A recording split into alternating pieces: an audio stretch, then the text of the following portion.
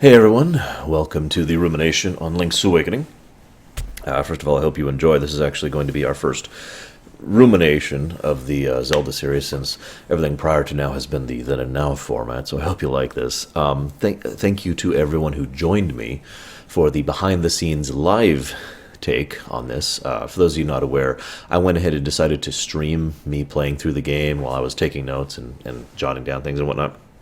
And it was a lot of fun, and we got to talk about this and a few other topics, of course, as my stream always tends to stray topic-wise. And I had a really cool stream runner named Muffin, believe it or not, who joined me and gave me some tips, and we talked about how awesome Link's Awakening is. This is a great game, by the way. It was really a treat to replay this game for the Rumination. I just want to say that right off the bat. So why don't we dive right into this? This is going to be slightly more disorganized than usual, believe it or not, because I had my thoughts all over the place with this game. It's a weird game to actually discuss. Initially, I was debating whether or not I was even going to do a rumination on this game and several other games. We'll see when we get there. But after having played through it, I definitely have enough worth. I feel like it's enough worth talking about. So I hope you'll forgive my indulgence in actually talking about this game. This is probably going to be a pretty short video, though, just so you guys know. So this is the first Zelda Gaiden game, the very first one. This is also the very first Zelda game that did not involve Ganondorf basically at all. The timeline placement is really simple. We've got Link to the Past. This is all the same Link, by the way. The Link from Link to the Past, saved everyone forever in Link to the Past, and then was called away to deal with the difficulties in another land in the Oracle's games, Oracle of Ages, Oracle of Seasons, and then literally, like, within days of completing Oracle of Ages, Oracle of Seasons, Link was like, aha, I will now sail to other lands to see if they need help. Got in his ship, took off, ship crashed, and that's the beginning of Link's Awakening.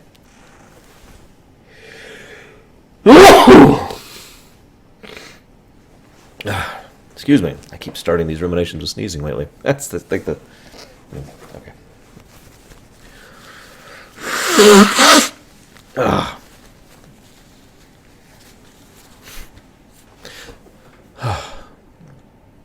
Now, in terms of production order, this one is the fourth Zelda game. Zelda 1, Zelda 2, Link to the Past, and then this one. You can tell that they learned a lot of lessons in Link to the Past. A lot of the way the game plays and functions is clearly modeled after Link to the Past, and in many ways, it actually plays better than Link to the Past in terms of its raw gameplay. And a few other ways, it is much, much worse. I'll be talking about that as we go through here. But, for example, the movement on the pixel level, rather than on the tile-based system, and the usage of the sword, and it's just a lot of things. A lot of little things were all clearly based off the LTT model. Not that I'm saying it's a bad thing. As I talked about, LTTP basically codified what a Zelda game is, whereas Zelda 1 and Zelda 2 were still kind of trying to figure it out. But Link's Awakening also is a first in many ways for the Zelda series, believe it or not. This is the first time that fishing was a part of this game. Now, I know that sounds like a weird thing, but some people tend to forget that fishing has always been a big deal in the Zelda series, and there's almost always been some kind of fishing mechanic, and it's in Ocarina, it's in Twilight, blah, blah, blah.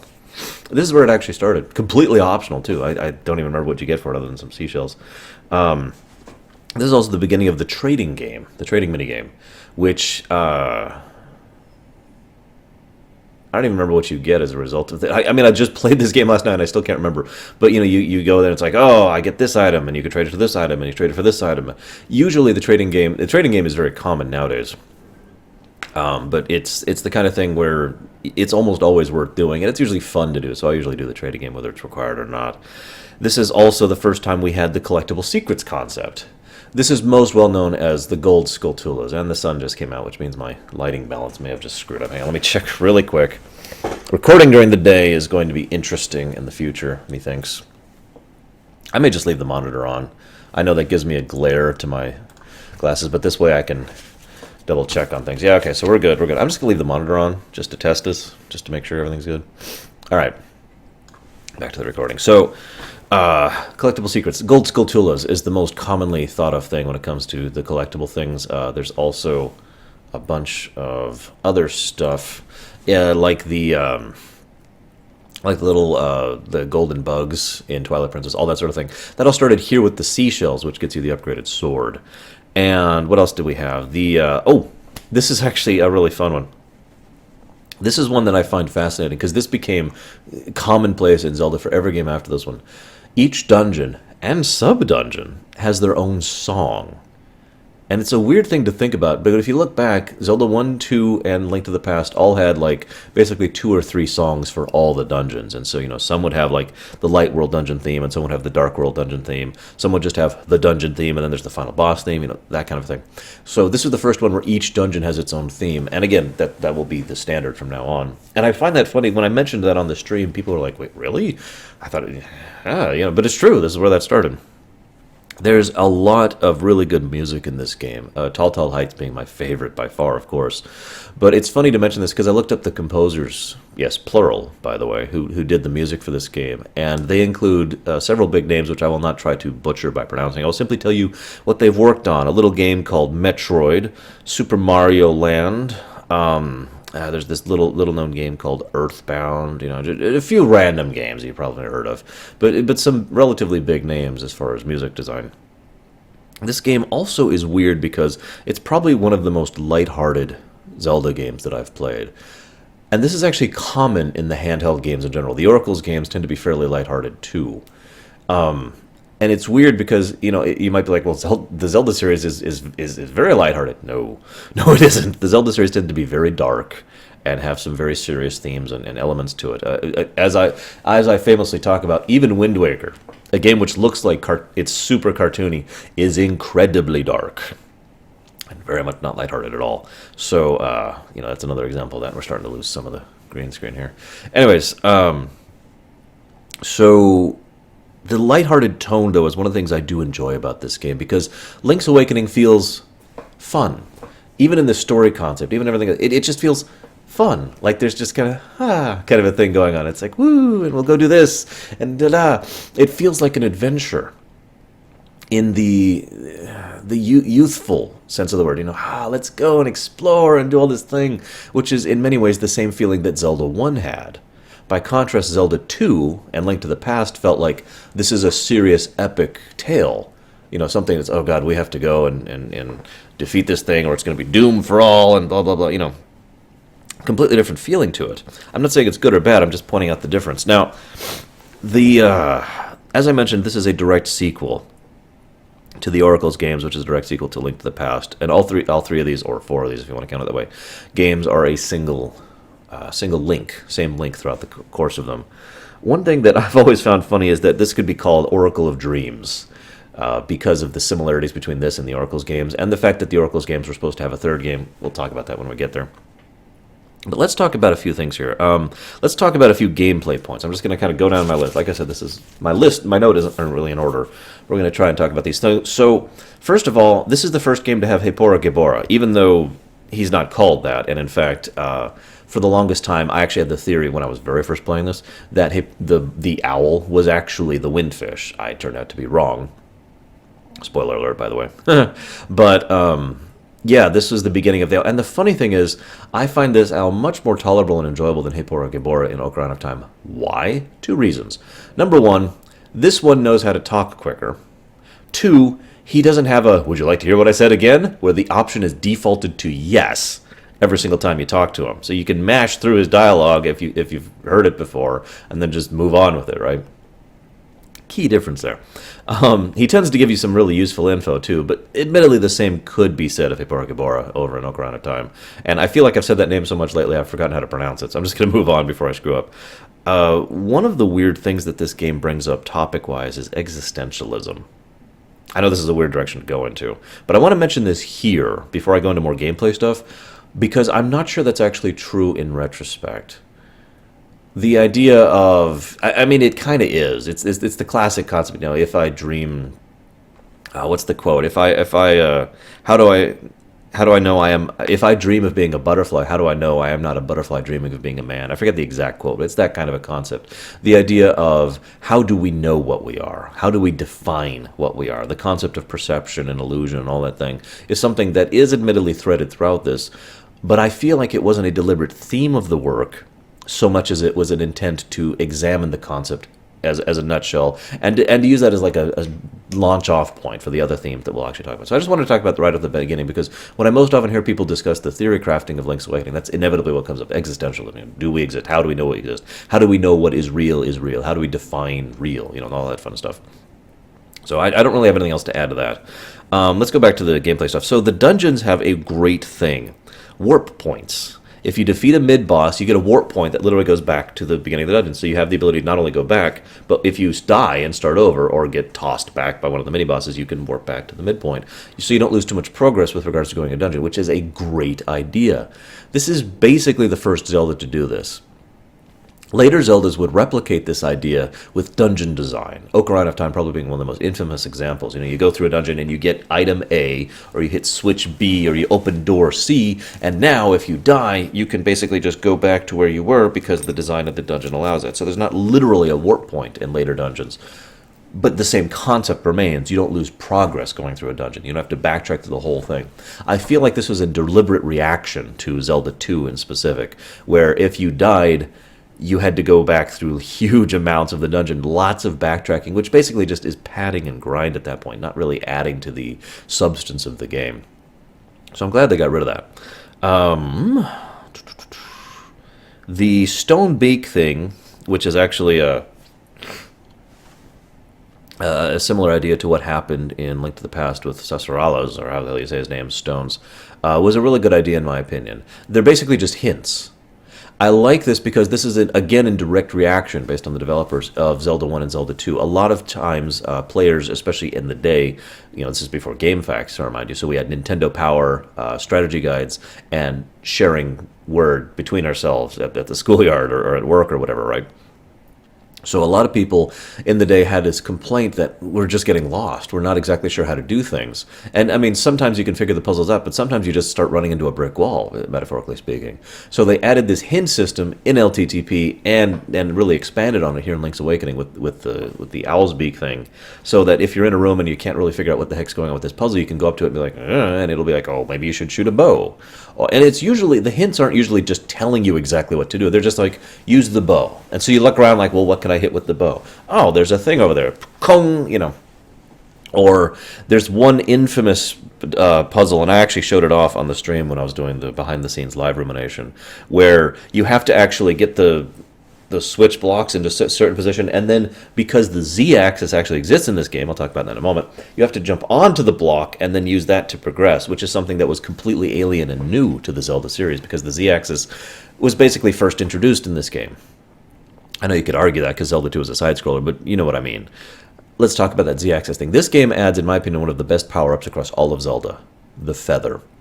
The feather just gives you the ability to jump, but you have no idea how much flexibility and mobility that adds to the game and the gameplay in general, and it's a lot of fun to use. And they did some really great stuff with some of the puzzle design and some of the combat stuff you can do with the feather. You know, wow, they would expand upon this in the Oracles games, actually, which I'll be talking about eventually. But the feather's awesome. I love the feather.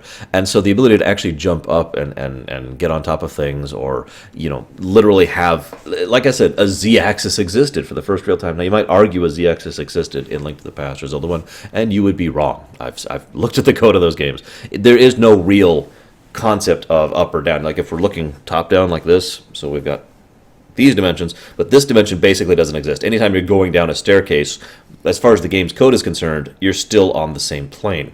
But in this game, there actually is an additional plane here, which you can jump up and through, like this. You can dodge enemies this way. You can, you know, all sorts of stuff. Great invention. Really added to the gameplay. I am a little bit amazed that future Zelda games would not use this, other than the Oracles game, of course. I don't know if this is in Link Between Worlds, because I haven't played that yet. We'll be playing it for the first time ever for the Rumination, actually. So I'm looking forward to that. Anyways, the bow. This is a fun one. This was done for 3 reasons, and this is great. For those of you not aware, you can steal the bow. You can actually steal any item from the shop, but really the bow is the only one we're stealing because it's a 900 and whatever rupee cost item, which is ridiculous. So, you know, you buy the shovel for 200, and then you steal the bow, and it's like, ha-ha! First of all, the fact that you can steal the bow at all is awesome. The fact that they added that mechanic to the game is a great thing. They gave you the option. Second of all, they punish you for it. If you steal it, they tell you, there's a message shows up, say, hey, you stole it. You must feel pretty good about yourself, huh? And your name is forever changed to Thief for the rest of the game. And if you try to go back into the store, what will happen is the shopkeep will kill you. Now you can, of course, I mean, he'll just one-shot you. There's no battle. He literally just zaps you with lightning. And so this is the second thing it does. It shows that stealing is basically wrong. It gets across that idea to the kids. The other great thing that having this mechanic does is it actually is kind of a hint of storytelling thing. I mean, at first you think it's a joke, right?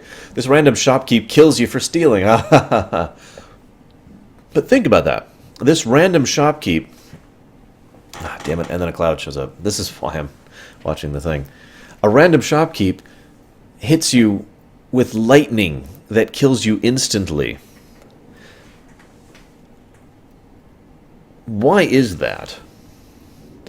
I'm going to talk more about this theory later, but just keep it in the back of your mind, okay? Just keep that back there. And we got to do something really quick to readjust the fact that there we go. The other great thing that having the shopkeep thing it does is it's a lore thing, it's a story thing, it's kind of a foreshadowing thing, believe it or not, at least in my opinion, because you go in there and the shopkeep kills you with lightning and it kills you instantly. Why is that? This is Link we're talking about. He is destroyed instantly with lightning damage from a shopkeep. Now, I might be reading too much into this, and I mean, the general idea is obviously the joke, but I think there's a slightly deeper meaning behind this, and given how much the Zelda series in general goes with subtlety, with regards to its explorations and themes and whatnot, I don't think it's too out of bounds to say that this is probably done deliberately, with deliberation and purpose. I'll get to that later. Just keep it in the back of your mind, would you? Now, one thing I really like about this game is the dungeon design. LTTP was no slouch in the dungeon design, but this game is really when you could tell that dungeon design started becoming like Rule 1 for the Zelda developers. They really just pushed themselves to have unique mechanics and differences between the dungeons that vary them one from another and enable you to really do all sorts of unique different kind of stuff, and the platforms that fills in stuff, and the conveyor belts and the giant things and knocking down the pillars of the tower. I mean, just tons of really unique, innovative, fun gameplay mechanics that really help make these dungeons last out. If you have not played Link's Awakening, I encourage you to, if for no other reason than to enjoy the amazing dungeon mechanics and dungeon design of this game. It's top-notch. This lighting situation, I swear. Recording during the day is just always going to be a bit of an issue right now, until curtains are done. Anyways, now, I do want to make one negative thing, and that's the item swapping. You have to basically item swap constantly in this game, because you have two buttons, and you can assign whatever to them. Sword, feather, bow and arrow, and just whatever. It literally doesn't matter. You can assign whatever to either. You can walk around with the feather and the boots for all you wanted to. And by the way, they do have the dash boots from LTTP. Great idea.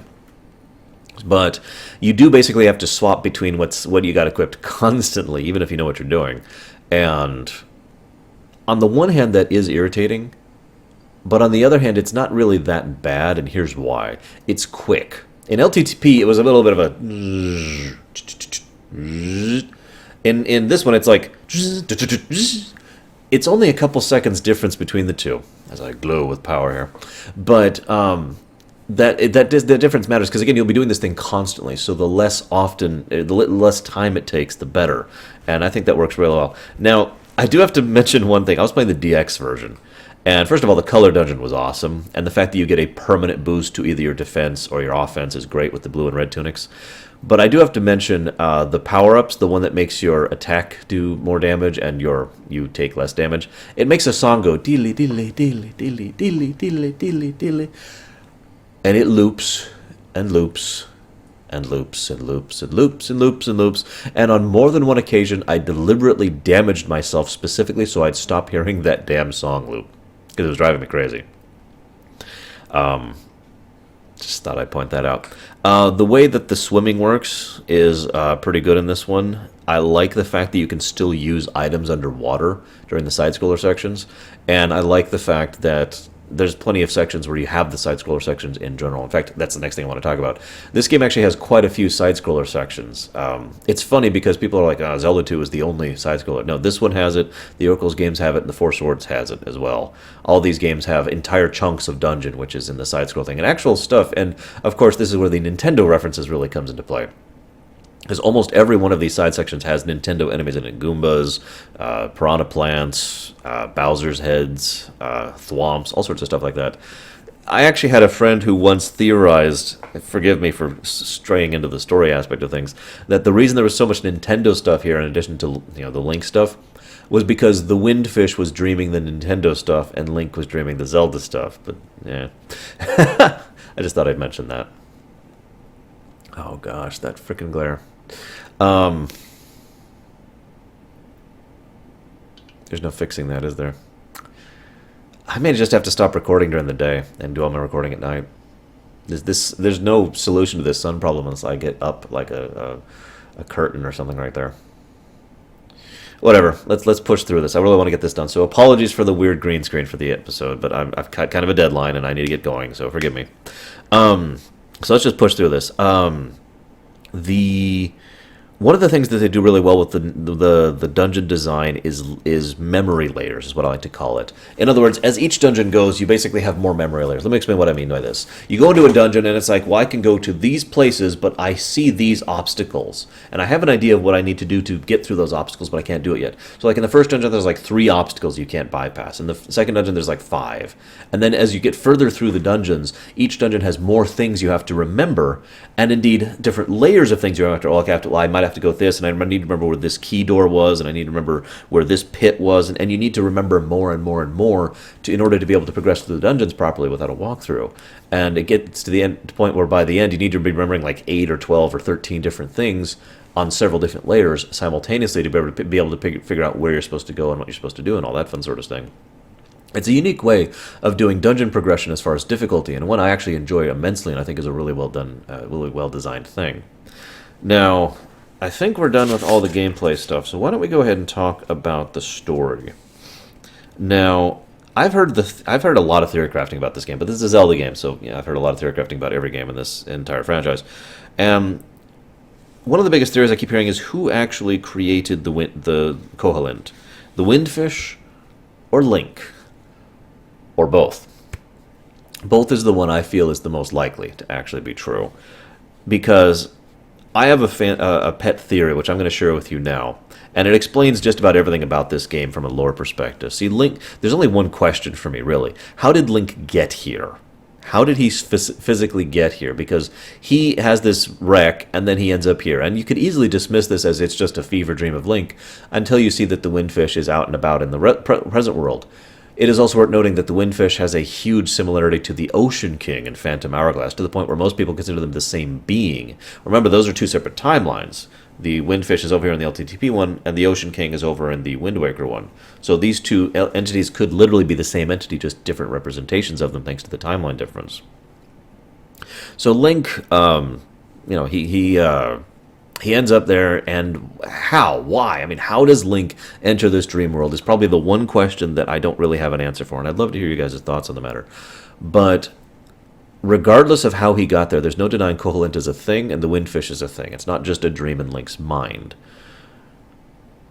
My theory is that the Windfish, just like the Phantom, or just like the Ocean King over in Phantom Hourglass, created this realm, his own little private pocket dimension, basically, of an oceanic thing, and dreamed this entire place into existence, and was probably content to move on. This was probably a long time ago, by the way, because the idea here is that he was content to go ahead and move on, get on with his life and continue existing, and then several of the creatures in this realm realized that the dream was going to end, realized the true nature of their reality, and said, no, we need to stop this. These creatures would then do whatever they could in order to try and ensure that the Windfish would not awaken, with the whole thing with the instruments and taking them away, sealing them away, creating the dungeons, etc. These creatures would eventually be called the Nightmares. Fun anecdote here. Or not an anecdote, but food for thought. If the Nightmares were capable of understanding that they were in a dream, and they were, could everyone else? Could every denizen of this place realize that they were in a dream? Another fun fact, based on the way they talk to Link, it's very clear they think Link is simply another dream, which means they might not have the ability to discern the difference between anything in the dream realm and everything in the real realm. I digress, though. And again, that kind of goes into that existentialism thing.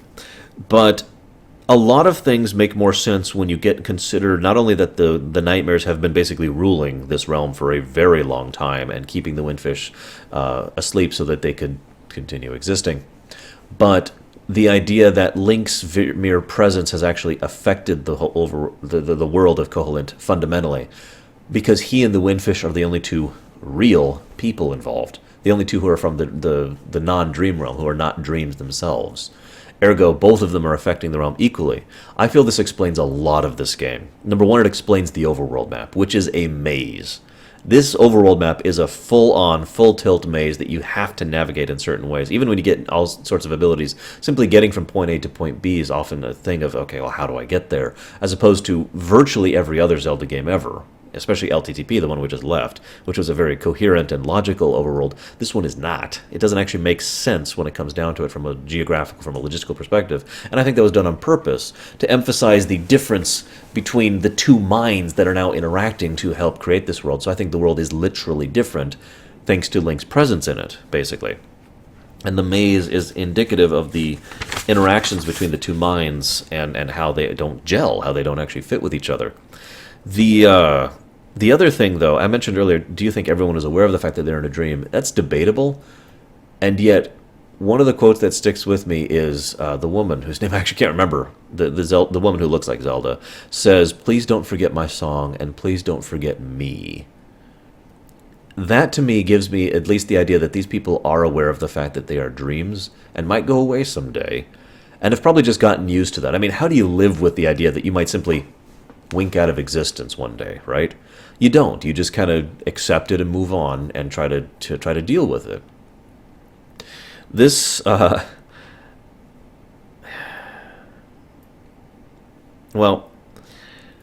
this kind of leads to one of my overall theories about the primary theme of this game. I've talked about the themes of basically every Zelda up to this point, except for Zelda 1. Well, no, Zelda 1 had a theme too. I feel like the theme of this game is fear. I know this is a weird way to go, but bear with me, okay? In other words, fear of what might happen, fear of what could happen, fear of what should happen, and the differing ways we approach fear. Link goes into this place, a complete unknown, and yet braves it as he always does. Keep in mind, this is a Link who's effectively empowered by the entire Triforce, thanks to the events of the previous games. But regardless of that, this is a Link who, the way he deals with it, the way he pushes through this, it's clear that fear, he is hesitant in some ways about what he's doing, but at the same time, he always pushes forward. That is how he deals with fear, because that is how he has always dealt with fear. Then we have the denizens, who I already mentioned deal with their fear by just pushing it away, not thinking about it. Don't deal with it. Don't accept it. Don't acknowledge it. Just push it away. We see how the nightmares deal with fear. They react violently, horribly. No, I must exist. I must continue to exist. And they're willing to do whatever is necessary to ensure that they continue existing, to ensure that they go on, they survive, right? And then we have the idea of all the creatures on this island. Again, many of which are indicative of Link's own personality and mindset. What do we see as we go through all the places that Link is going through? What do we see in all the dungeons and mechanics? We see everything that Link has always been afraid of. Remember, this is a seasoned adventurer Link, someone who's been through 3 games already at this point in time. This is a Link who's already braved all this stuff, and while he is courageous, courageous does not mean unafraid. I feel that every single enemy we encounter and every single one of the major puzzles in the dungeons came into being when Link arrived on Koholint and were representative of the fears that have been present in him basically every game prior to now. Again, Oracle of Seasons, Oracle of Ages, and Link to the Past. Because again, same Link, right? Same guy. So I've always felt that all that was the aspect that Link brought to the picture, so to speak. But that is, of course, just my take on it. And who knows, I could be completely wrong. Final thought here. I mentioned how this is kind of a lighthearted game, despite the fact that I just talked about existentialism and the idea of ceasing to exist forever, and the fact that the main theme of the game is fear. But there is another theme of the game that I feel is worth noting in addition to the fear thing, and it is actually tied directly into the fear thing. And I already kind of gave it away. The theme is adventure. Here's a brand new island, the game says. No Ganondorf looming on the horizon. No end of the world if we fail. No dark world. No, spilling your blood on the ashes. And none of that. None of that horrible darkness of the past couple of games. Just, here is a brand new place to explore and enjoy. And that is an aspect of fear, isn't it? Now, because here's the thing. Some people forget that there's multiple types of fear. There's rational fear. There's irrational fear. There's reasonable fear. If you see, bad example, but if you see a Tyrannosaurus Rex stumbling after you, you are afraid when that happens. But that is a good kind of fear. That is a fear that will encourage you to do something to, rectify the situation. And it is rational to be afraid of certain types of things. And then there are irrational fears, and of course, the way you react to fear, which, as I mentioned earlier, is kind of the big theme there, is a big aspect of that too. But all of that is present in exploration. The unknown. What is over that next hill? What is in that next dungeon? I feel like this is so wonderfully expressed, and I don't even know if they did it on purpose in this case, by all that I talked about with the new mechanics and the new design and the new layout of everything. That's all, and all these great new gameplay things that they came up with is the unknown to the player too. This is brand new stuff for the Zelda series, so it gets across that theme as well. Maybe I'm reading too much into it, but given that this is the Zelda series, I honestly don't think so. If anything, I'm probably not reading into it enough. But I do want to talk about one last thing. I mentioned that shopkeep earlier. Remember that Link, in my theory, affects the island. There's really no denying that Link affects the island to some extent or another. There really is no denying that. But in my opinion, he affects the island a lot. Like half the island in this weird jigsaw is Link's mind. Wouldn't it be funny if the reason you get punished, killed even, for stealing the bow is because it's Link's mind? And this is the Link who's, a great hero and whatnot. So Link would think stealing. And I know that sounds like a minor crime, but stealing is something a hero wouldn't do. Stealing isn't something he would do. So even if he brought himself to do it, he would then feel he needs to be punished for it. Hence his name being called Thief for the rest of the game. Hence him being killed by magic lightning out of nowhere when he goes back into the shop. Just a nice little way to tie that in. A little meta, but the Zelda series loves to do that. That's all I got. A very short video considering the 10 or so hours I spent streaming the game. I love the hell out of this game. I highly, highly recommend this game to anyone who has never played it. And it's a great starting point for the series if you've never played Zelda, even though Link to the Past is also a great starting point. And yeah, I guess that's it.